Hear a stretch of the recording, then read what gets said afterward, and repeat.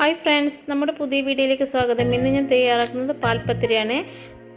പാൽപ്പത്തിരി തയ്യാറാക്കുന്ന സാധനം തയ്യാറാക്കുന്ന വിധം: 1 കപ്പ് പച്ചരി, 1 കപ്പ് തരി, ഉപ്പ്, നെയ്യ്.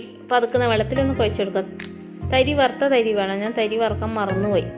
ഇനി നമുക്കിതെല്ലാം ഒന്ന് കുഴച്ചെടുത്തതിന് ശേഷം ലേശം എണ്ണ തൂക്കി അതൊന്ന് കുഴച്ചിട്ട് കൗണ്ടർ ടോപ്പിലിട്ട് നല്ലോണം മിക്സ് ആയതിന് ശേഷം ഓരോ ബോൾസാക്കി പരത്തിയെടുക്കുക. ഞാനിതൊരു വീഡിയോ കണ്ടിട്ടാണ് ഇത് ചെയ്യുന്നത്. ഇതിന് കൂടെ കഴിക്കാനാണ് പാൽപ്പത്തിരിക്ക് പാൽ വേണം, അതിന് വേണ്ടതാണ്. കുറച്ച് കാഷ്യൂനട്ട് ബദാം ഞാൻ സോക്ക് ചെയ്ത് വെച്ചിട്ടുണ്ട്, അത് ഞാൻ മിക്സിയിട്ട് അടിച്ച് വെച്ചിട്ടുണ്ട്. അതിലാണ് ഇതിൻ്റെ ടേസ്റ്റ് കിടക്കുന്നത്. ഇതിന് കുങ്കുമപ്പൂ ആവശ്യമുണ്ട്. കുങ്കുമപ്പൂ ഇപ്പോൾ നമ്മുടെ കയ്യിലില്ലല്ലോ. അങ്ങനെ എണ്ണ ചൂടായിട്ടുണ്ട്, അതിന് ശേഷം നെയ്യ് ഇട്ട് നമ്മുടെ പത്തിരി അതിലിട്ട്. എൻ്റെ പത്തിരി പൊന്തി വന്നിട്ടുണ്ട്, ഫുൾ പൊന്തിയിട്ടില്ല, അത് തരി വറുക്കാത്തത് കൊണ്ടേയിരിക്കും. ഇനി നമുക്ക് പാൽ തയ്യാറാക്കാം. പാൽ അടുപ്പിൽ വെച്ചിട്ടുണ്ട്, ആവശ്യമുള്ള മധുരം ഇടുക. നമ്മുടെ കാഷ്യൂനട്ട് ബദാമും അടിച്ചത് അതിലൊഴിക്കുക.